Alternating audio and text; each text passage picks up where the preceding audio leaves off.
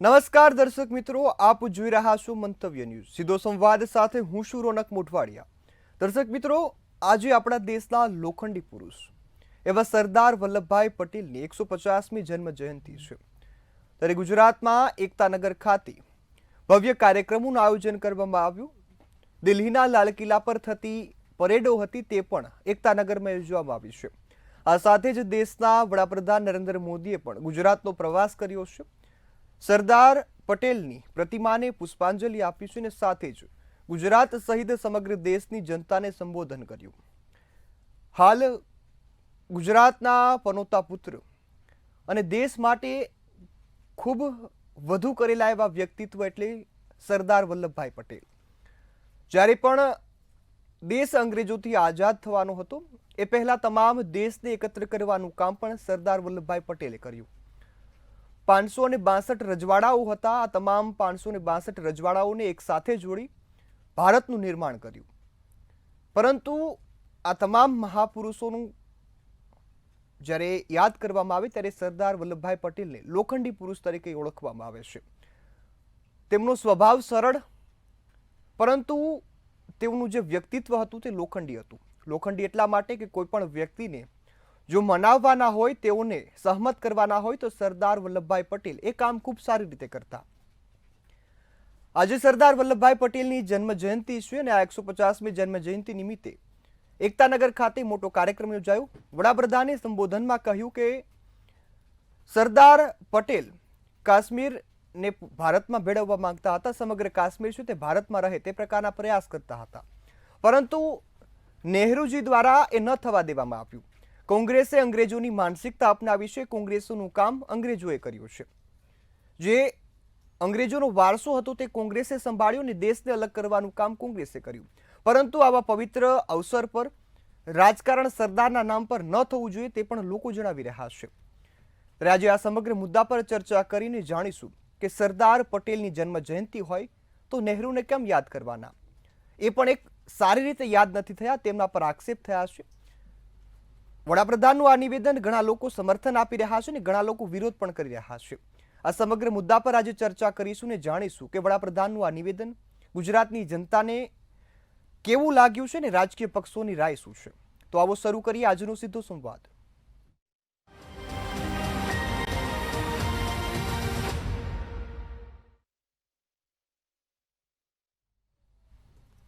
ત્યારે આજ મુદ્દા પર આજે ચર્ચા કરવી છે ને ગેસ્ટ પેનલમાં મારી સાથે જોડાયા છે ભાજપમાંથી કમલેશભાઈ રાજગોર, કોંગ્રેસમાંથી મારી સાથે જોડાયા છે અશોકભાઈ પંજાબી અને એક વિશ્લેષક તરીકે આપણી સાથે જોડાયા છે મુકુલભાઈ જાની। આપ સૌ મહાનુભાવોનું મંતવ્ય ન્યૂઝ પર સ્વાગત છે। કમલેશભાઈ, હું આપની પાસેથી શરૂઆત કરવા માંગીશ। ગુજરાત માટે આજનો દિવસ તહેવારથી કોઈ કમ ન હતો।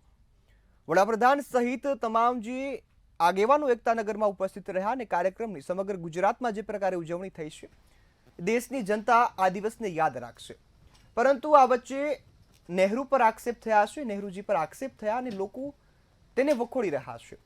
કારણ કે અત્યારે સરદાર પટેલને યાદ કરવાનો દિવસ હતો, તેમના કાર્યોને યાદ કરવાનો દિવસ હતો, પરંતુ આ વચ્ચે રાજકારણ કેમ? આપ આ મુદ્દાને કઈ રીતે જોઈ રહ્યા છો ને રાજકારણ સરદારના નામ પરથી શરૂ થાય છે, પરંતુ અત્યારે જે રાજકારણ છે તે આપણે તેની ગુણવત્તા સારી નથી જોઈ શકતા। રોનકભાઈ, મંતવ્ય ન્યૂઝના માધ્યમથી આજે 150મી જન્મ જયંતિ અને એ અખંડ ભારતના શિલ્પી એવા અને ગુજરાતના તો પનોતા પુત્ર કહેવાય આપણે એવા સરદાર વલ્લભભાઈ પટેલની જન્મ જયંતિ છે। 150મી જન્મ જયંતિ પ્રસંગે હું એમને બે હાથ જોડીને કોટી કોટી વંદન યાદ પણ કરું છું અને ગુજરાતનો ગૌરવ આ લોખંડી પુરુષે એવું કામ કર્યું હતું કે એક ભારત શ્રેષ્ઠ ભારત, શ્રેષ્ઠ ભારતમાં થોડુંક વસ્તુ બાકી રહી ગઈ હતી, પરંતુ એક ભારત કરવાનું જો કામ કર્યું હોય તો એ આદરણીય સરદારભાઈ વલ્લભભાઈ પટેલે કર્યું।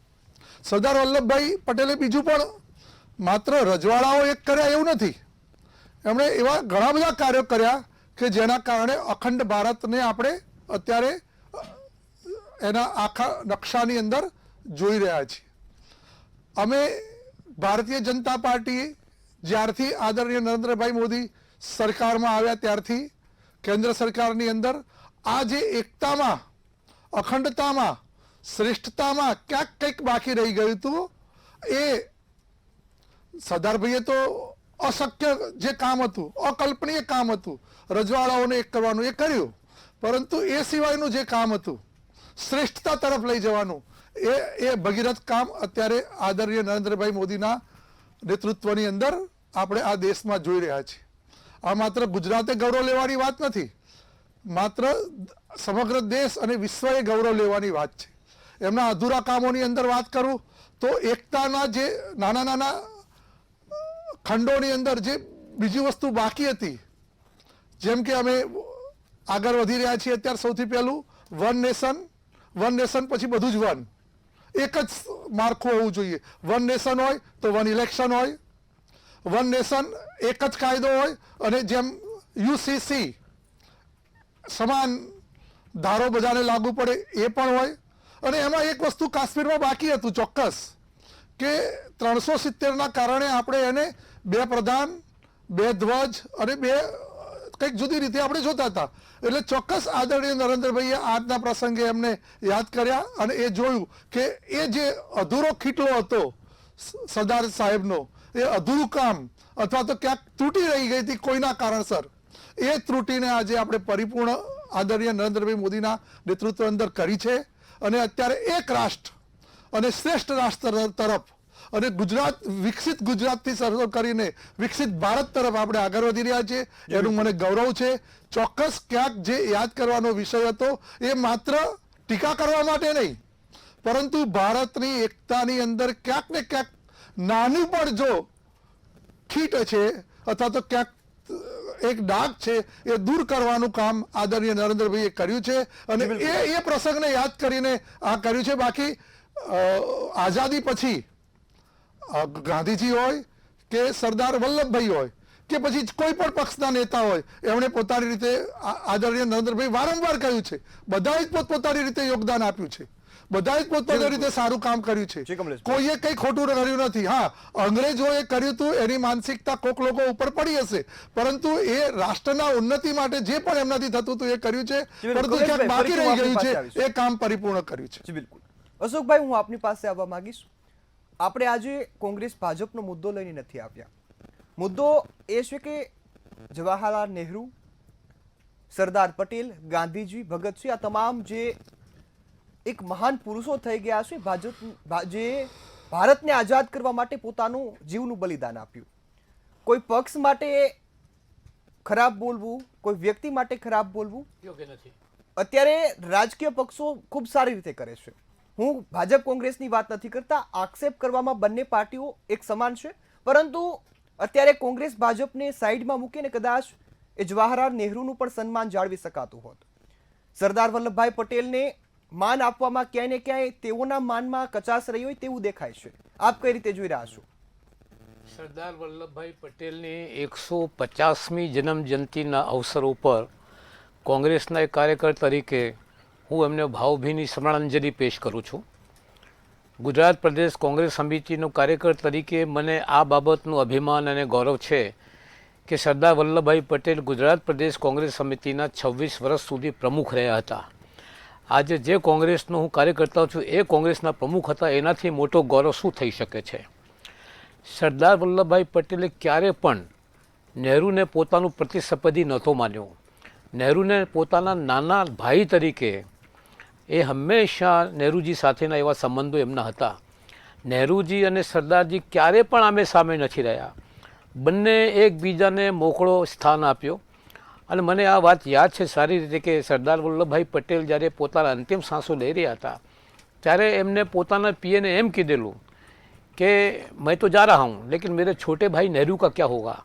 એટલે પોતા નહેરુજીને નાના ભાઈ તરીકે, હવે જ્યારે નહેરુ જાય બહાર ત્યારે વડાપ્રધાન તરીકેની જવાબદારી સરદાર વલ્લભભાઈ પટેલ સંભાળતા હતા. Sardar Vallabhbhai Patel deputy prime minister હતા, હોમ મિનિસ્ટર હતા. તમામ પ્રકારની સત્તાઓ, માન સન્માન સરદાર વલ્લભભાઈ પટેલને બધા જ આપતા હતા. પણ મને આશ્ચર્ય આ બાબતનું થાય છે કે આ દેશના આપણા વડાપ્રધાન જે દરેક બાબતમાં રાજકારણ રમે છે અને દરેક વાતમાં રાજકારણ લાવવાનું જે એમની આદત છે, આ વખતે પણ જે રાજકારણ લઈ આવ્યા અને નહેરુજી ઉપર આક્ષેપ કર્યા.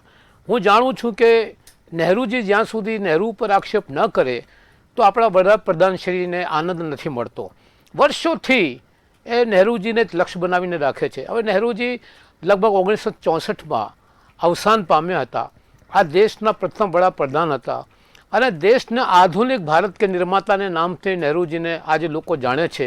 ભાખડા નંગલ ડેમથી માંડીને ગોલકુંડાને તમામ ડેમ્સ ઊભા કરવાનું કામ, આઈટીટી, આઈએમએમ, સડકો, રેલવે બધી ઊભી કરવાનું કામ પંડિત જવાહરલાલ નહેરુ કરેલા બધા જાણે છે. અને એક વાત કહીને મારી વાત પૂરી કરું છું કે મને અટલ બિહારી વાજપેયી સાહેબની યાદ આવે છે. લોકસભાના એક પ્રવચનમાં વાજपेयी साहब એમ કીધેલું कि जो व्यक्ति ये मानकर चलता है कि 60 साल में देश में कुछ नहीं हुआ, वो आदमी गलत बोल रहा है. 60 साल में देश ने तरक्की की है, पुरुषार्थ किया है और देश के तमाम लोगों को मैं अभिनंदन देता हूँ. આ પણ ભારતીય જનતા પાર્ટીના એક નેતા હતા અને બીજા આ પણ નેતા છે. આ તમે જો જમીન આસમાનનું ફરક છે. એમની માનસિકતા દરેક બાબતમાં રાજકારણ સિવાય બધું કશું વિચારી શકતા જ નથી, પણ રાજકારણ પણ નેગેટિવ, નકારાત્મક. હવે આજે સરદાર વલ્લભભાઈની 150મી જન્મજયંતિ હોય ત્યારે નહેરુ સાહેબના વિરુદ્ધમાં બોલવાની શું તક છે? હવે કાશ્મીરની બાબતમાં પણ એમણે જે વાત કરી છે એ તદ્દન બિલકુલ ખોટી ને જૂઠાણું સિવાય બીજું કશું નથી. આખું દેશ જાણે છે કે જમ્મુ કાશ્મીરનો શું પ્રશ્ન ઊભો થયો હતો અને કઈ રીતે હરિસિંહ છેલ્લે જ્યારે વેલાએ એમને જાહેર કર્યું 317મી કલમ દાખલ થઈ. જો 317મી કલમ આપણા બંધારણમાં ન હોત તો દાવા સાથે કહું છું એક ઇતિહાસના વિદ્યાર્થી તરીકે જમ્મુ કાશ્મીર આજે આપણી સાથે ન હોત. જમ્મુ કાશ્મીરનો વિલય ત્યારે સંભવ થયો જ્યારે કલમ 317 ઉમેરવામાં આવી અને હરિસિંહે એમ કીધું કે હવે હું મારી જમ્મુ કાશ્મીરનો વિલય ભારતમાં ડિક્લેર કરું છું. ત્યારે આપણી આર્મી પહોંચીને ત્યાં લાઇન ઓફ કંટ્રોલ ઊભો થયો. આ હકીકત કેમ છુપાવવામાં આવે છે? એટલે મને દુઃખ સાથે કહેવું પડે છે આટલા મોટા હોદ્દા ઉપર દેશના વડાપ્રધાન એટલે 140 કરોડના નેતા છે એ જે જૂઠાણું ચલાવે તો એનાથી વધુ મને લાગે છે કે દુર્ભાગ્ય કશું નથી. જી બિલકુલ. મુગલભાઈ, હું આપની પાસે આવવા માંગીશ. આપ એક વિશ્લેષક છો, આ રાજકીય મુદ્દાને આપ વધુ સારી રીતે જાણતા હશો. મારો પ્રશ્ન આપને એ છે, ન તો વડાપ્રધાનની વાતને હું ટકોર કરું છું, ના તો વિપક્ષની અનેકવાર જે આક્ષેપો હોય તેને ટકોર કરું છું. રાજકીય પક્ષોમાં અત્યારે કોઈને કોઈ નેતાના નામ પર, કોઈને કોઈ સારા વ્યક્તિત્વના નામ પર રાજનીતિ રમાય છે.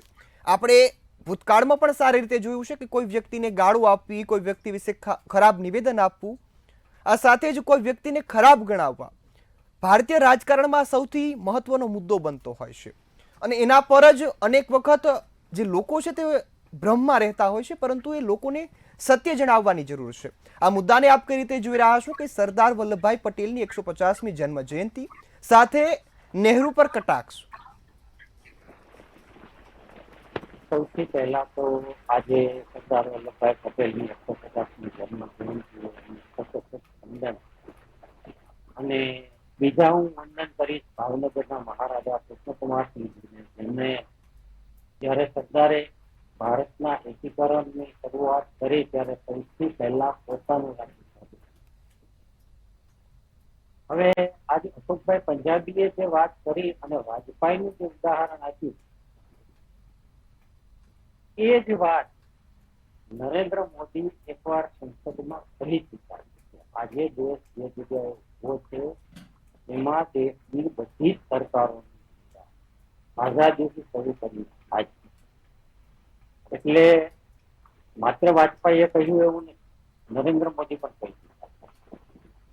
બીજું, ઘણી વખત એવું થાય છે કે સરદાર પટેલની સરખામણી બિસ્માર્ક સાથે કરવામાં આવે છે, જર્મનીના બિસ્માર્ક સાથે. ભારતના સરદાર એ બિસ્માર્ક હતા. હવે આ સરખામણી તો તદ્દન અયોગ્ય છે અને કોઈ પણ કાળે સ્વીકાર્ય નથી, કારણ કે બિસ્માર્ક નું જે કાર્ય હતું એ તલવારના જોરે હતું અને એને તલવારના જોરે માત્ર 39 રજવાડાનું એકીકરણ કરેલું, જ્યારે સરદાર વલ્લભભાઈ પટેલે ભારતના 662 રજવાડાનું એકીકરણ. હવે તમે વસ્તુને વિચારો કે 662 રજવાડાના જે રાજાઓ હતા એમને સમજાવવા, ભારતની સાથે વિલય કરવા એક કેટલું કપરું કામ અને કેટલું બુદ્ધિમત્તા માગી લેતું કામ. અને ભારતના 662 રજવાડા, એની અંદર ગુજરાતના 365 65 જેવા રજવાડા હતા અને માત્ર સૌરાષ્ટ્રની અંદર જ 222 જેટલા રજવાડા હતા. આ બધાનું વિલીનીકરણ કરવું એ એક બહુ મોટું ભગીરથ કાર્ય જે સરદાર સિવાય કોઈ ન કરી શકે. અને વાત કરીએ નહેરુજીની, તો નહેરુજીએ ભારતના સ્વતંત્ર સંગ્રામની અંદર જે યોગદાન આપ્યું છે એને કોઈ સંજોગોમાં અવગણી ન શકાય.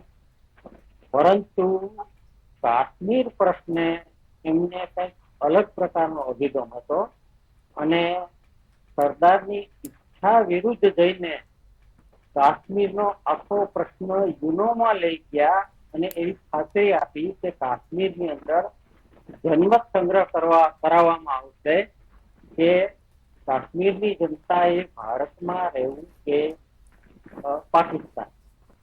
એના કારણે કાશ્મીરનો પ્રશ્ન આજ સુધી થયો. આટલી વાત કર્યા પછી હું એક વાતની બહુ બીજી સ્પષ્ટતા કરવી મને જરૂરી લાગે છે કે હું કોઈ પણ રાજકીય પક્ષનો સભ્ય નથી અને કોઈ પણ રાજકીય પક્ષ સાથે જોડાયેલો. નમસ્કાર. જી બિલકુલ. કમલેશભાઈ, હું આપની પાસે આવવા માંગીશ. વડાપ્રધાનનું આ નિવેદન એટલા માટે દુઃખદ બની ગયું છે કે સરદાર વલ્લભભાઈ પટેલના તો વખાણ થયા છે ને વખાણ સાચા છે, તેમને કોઈ ખોટું નથી ગણાવતું. પરંતુ જ્યારે સરદાર પટેલની વાત હોય તો સરદાર પટેલ સાથે અનેક એવા વ્યક્તિત્વ હતા જેઓએ પોતાના જીવ પણ કુરબાન કર્યા છે, પોતાના પરિવાર છોડી દેશ માટે પોતાનું જીવન આપી દીધું છે. કદાચ તેમની કામગીરી ઓછી હોય કે વધારે હોય આપણે એ ગણાવવાની નથી, પરંતુ જો આ પ્રકારે નિવેદન હોય તો તેમની કામગીરી પર મીંડું લગાડવા જેવું કામ થયું છે. અત્યારે કોંગ્રેસ પણ આ જ પ્રકારે નિવેદન આપતી હોય છે. હું કોંગ્રેસ પર પક્ષ નથી લેતો કે નથી ભાજપનો પક્ષ લેતો. મુદ્દો આપણો એ છે કે રાજકીય પક્ષો એક વ્યક્તિના વખાણ કરવામાં બીજા વ્યક્તિની અપમાન કેમ કરી બેસે છે? રોનકભાઈ, તમે જે વાત કરી રહ્યા છો દુઃખદ છે અથવા તો અપમાનજનક વાત થઈ છે એ બિલકુલ વાહિયત છે.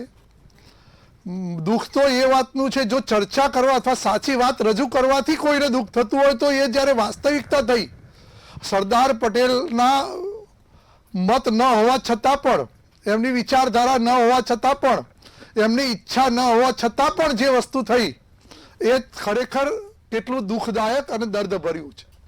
અને અત્યારે એ ભારતની અખંડતા અને એકતાને આગળ વધારવાનું કામ જ્યારે આદરણીય નરેન્દ્રભાઈ કરી રહ્યા છે ત્યારે એમણે ટીકા નથી કરી, પરંતુ એમના મનનું દુઃખ રજૂ કર્યું છે કે એ વખતે એ ઇતિહાસ બનાવવાનો હતો.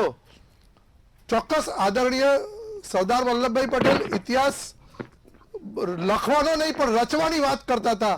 એ રચવાની વાતમાં ક્યાંક અધૂરું રહી ગયું હતું. અખંડતા, ભારત માતાની, વંદે માતરમની અખંડતા તૂટી હતી એનું દુઃખ હતું ને દુઃખ વ્યક્ત કર્યું છે. છતાં પણ માત્ર ચર્ચા કરવાથી જો કોઈને આટલું બધું દુઃખ લાગતું હોય તો વાસ્તવિકતા જ્યારે જે વખત થઈ ત્યારે એ કેટલો દુઃખદ ઘટના બની છે. ચોક્કસ એને પાછળ કોણ જવાબદાર છે કોણ નહીં એ નથી કહેતા, પરંતુ હું ચોક્કસ એક ગૌરવ સાથે અત્યારે કહું છું કે ભારતીય જનતા પાર્ટીની આ રાષ્ટ્રની સરકારે એમને તમામ સપનાઓ, એમના તમામ અધૂરા કામો અને સરદારભાઈ પટેલે જે પણ સપનું જોયું હતું વિકસિત ભારત 2047માં થવાનું એ આદરણીય નરેન્દ્રભાઈએ આગળ ધપાવ્યું છે. એમનું સપનું હતું એક કે આ અખંડ ભારત શ્રેષ્ઠ ભારત બને અને શ્રેષ્ઠ ભારત બનાવવા માટેનું જે સ્વપ્ન છે એ પરિપૂર્ણ કરવા આગળ વધી રહ્યા છે. એટલે ચોક્કસ એક નિવેદનને દુઃખદાયક ગણવું એના કરતાં વાસ્તવિકતા જે બની હતી એ કેટલી દુઃખદાયક હતી અને એ દુઃખ એમને છતું કર્યું હશે. છતાં પણ હું એવું માનું છું કોઈ પણ વ્યક્તિએ ભારતની આઝાદી પછી ભારત માટે એમની શક્તિ પ્રમાણે જે પણ કામ કર્યું છે એ સૌદાયક છે, અભિનંદનને પાત્ર છે, પરંતુ એ દુઃખ જ હોય છે. જી બિલકુલ. અત્યારે આપણે જે વાત કરી કે વડાપ્રધાને ખૂબ સારા કામ કર્યા, 370 હટાવી, કાશ્મીરને પણ એક રાજ્યનો દરજ્જો આપ્યો, ખૂબ સારી બાબત. પરંતુ આપણે એ પરિસ્થિતિ ભૂતકાળની જોવા જઈએ ત્યારે સરદાર પટેલ પણ કોંગ્રેસના સભ્ય હતા અને કોંગ્રેસ પર આક્ષેપ તો એ સરદાર પટેલ પણ આક્ષેપ થાય તેવું જ દેખાય છે. આપ કઈ રીતે? નહીં, કોંગ્રેસ ઉપર આક્ષેપ એ સરદાર પટેલ ઉપર આક્ષેપ નથી ભાઈ, ભૂલી જાઓ. તો કોંગ્રેસના જેટલા અત્યારે સરદાર વલ્લભભાઈ પટેલના આદરણીય નરેન્દ્રભાઈએ વખાણ કર્યા તો કોંગ્રેસના વખાણ કર્યા કહેવાય. તો જેટલી સારી સારી આક્ષેપ વાત પણ કરીએ, થયો બધી જ છે. વસ્તુ એની તે કરીએ. સમયે કોંગ્રેસનો આ આક્ષેપ થયો છે ને? કોઈ કોંગ્રેસ કે ભાજપ કે આ પક્ષાપક્ષીનો વિષય નથી. ક્યાંક ત્રુટિ રહી ગઈ છે, ત્યાં દુઃખદાયક વાત થઈ છે, એને રજૂઆત કરવાની વાત છે. અને એમાંથી સ્પષ્ટ જાહેર થાય છે. આદરણીય વિશ્લેષક ભાઈએ પણ કીધું કે ભાઈ સરદારભાઈના વિરુદ્ધની અંદર એમનો મત નતો, એમની ઈચ્છા પણ નથી, છતાં પણ આવું થયું અને એ ખુલાસો કર્યો. તો જે સારી વાત છે સરદાર પટેલ સાહેબની એ રજૂ કરી છે, તો એ પણ વખાણ કર્યા છે. તો એ વખત 50 વર્ષ 25 વર્ષ સુધી હમણાં જ અશોકભાઈ પંજાબીએ મને કીધું કે 25 વર્ષ સુધી તો આદરણીય સરદાર એ કોંગ્રેસના પ્રમુખ રહી ચૂક્યા છે ગુજરાતના. અને ગુજરાત કોંગ્રેસના. તો એમણે પણ સારું કામ કર્યું છે, તો એમને આપણે બિરદાવીએ છીએ. પક્ષાપક્ષીનો આ વિષય જ નથી. બિલકુલ. જે ઘટના બની છે એ ઘટના દુઃખદાયક હતી અને એની પરિપૂર્ણ કરવા માટે એ દુઃખદાયક હતી, છતાં પણ જો ઇતિહાસ બદલાતો નથી, ઇતિહાસ જે છે એ જ રહેવાનો છે. હું કદાચ કહું કે ન કહું, આદરણીય નરેન્દ્રભાઈ એનો નિવેદન કરે કે ન કરે, ઇતિહાસ ક્યારે બદલાવાનો નથી. પરંતુ ઇતિહાસ ને હવે જે ભૂલ થઈ છે એને બદલીને નવો ઇતિહાસ રચવા માટે આદરણીય નરેન્દ્રભાઈ ભગીરથ કામ કરી રહ્યા છે. જી બિલકુલ. અશોકભાઈ, હું આપની પાસે આવવા માંગીશ. કમલેશભાઈએ વાત કરી ઇતિહાસ બદલાવાનો નથી. આપ ખૂબ સિનિયર માણસ છો, આપ મારા કરતા ઇતિહાસને વધુ જાણતા હશો. ઇતિહાસ બદલાશે કે નહીં આ નિવેદનથી? ઇતિહાસ બદલાતો નથી, પણ ઇતિહાસને વિકૃત કરવામાં આવે છે. ઇતિહાસનો સાંપ્રદાયિક તત્વ ઊભો કરીને એને વિકૃત કરવાનું કામ જે છે એ ઘણા લોકો પહેલાંથી જ કરતા આવ્યા છે. અને આપણે યાદ હશે કે RSS દ્વારા હિન્દુ મહાસભાની રચના કરવામાં આવી અને એ હિન્દુ મહાસભાના જ એક આગેવાન ગોડસે મહાત્મા ગાંધીની હત્યા કરી. મહાત્મા ગાંધીની હત્યા પછી એ જ સરદાર વલ્લભભાઈ પટેલ એમને લખ્યું છે, ઓફિશિયલી ડોક્યુમેન્ટની અંદર આ લખેલું છે કે RSS ઉપર હું પ્રતિબંધ લગાવું છું, કારણ કે RSSની વિચારધારા, વિચારસરણી એ રાષ્ટ્રની એકતા માટે ઘાતક છે. એ હિંસક વિચારોમાં માને છે, એટલે એ હિંસકના સમર્થકો છે, નફરતના સમર્થકો છે. એટલે એમના ઉપર જ્યારે પ્રતિબંધ લગાવવામાં આવ્યું એ પોતે સરદાર વલ્લભભાઈ પટેલે લખેલું છે. એટલે ઇતિહાસ આ પણ છે.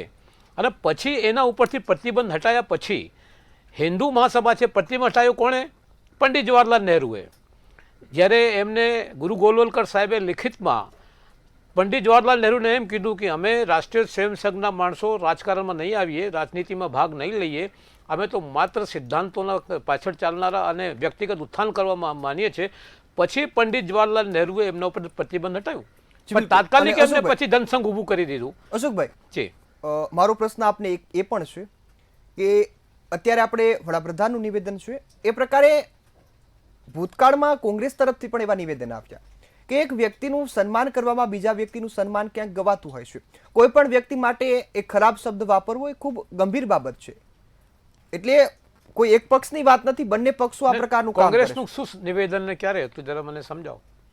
અશોકભાઈ, આપણે હમણાં જ જે વડાપ્રધાનની માતાને ગાળો દેવાનું નિવેદન આવ્યું એ કોણે કર્યું?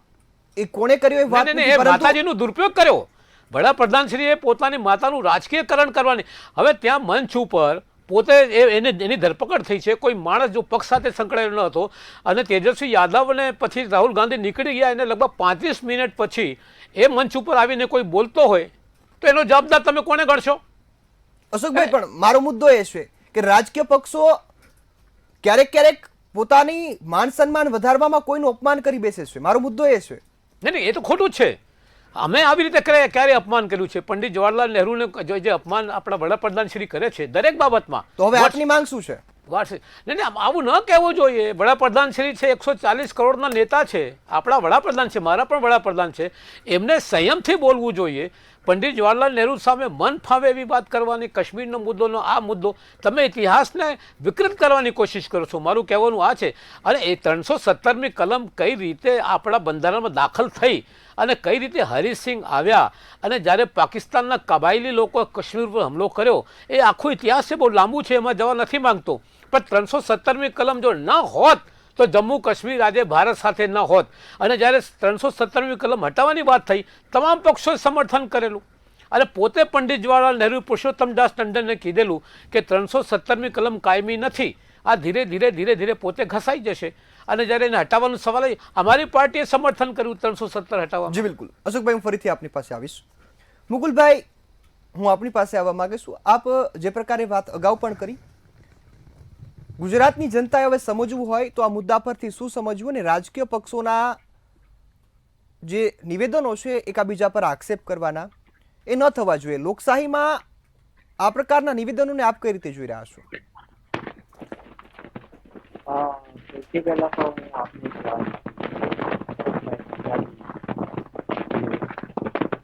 વાત કરી, આદરપૂર્વક એમની વાત ઇતિહાસ. મુકુલભાઈ, આપનો અવાજ પર બહુ ડિસ્ટર્બન્સ આવે છે. હવે મારો અવાજ ક્લિયર આવે છે? જી હવે ક્લિયર આવે છે? જી જી બોલીએ. એટલે અશોકભાઈ પંજાબીએ જે વાત કરી હતી ઇતિહાસને વિકૃત કરવામાં આવી, એ સંપૂર્ણ સત્ય હકીકત.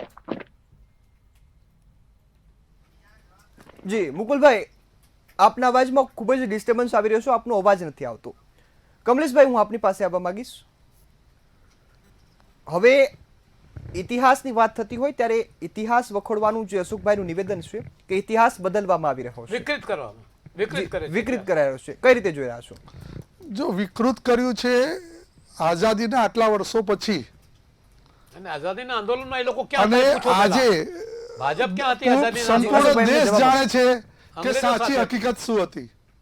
ચોક્કસ મજહબના નામ ઉપર આ દેશના ટુકડા કોણે કર્યા, આ વંદે માતરમની અખંડતાને કોણે તોડી નાખી, અને જે પ્રશ્નો સહેલાઈથી ઉકલી શકે એમ છે સરદારના માધ્યમથી, સરદારજીના માધ્યમથી, અને સરદાર વલ્લભભાઈએ ઉકેલી પણ નાખ્યા છે ભૂતકાળમાં. એ જટિલ પ્રશ્નોને જો વાચા આપવાનું કામ અથવા તો ગૂંચવી નાખવાનું કામ કોણે કર્યું એ આ દુનિયા જાણે છે.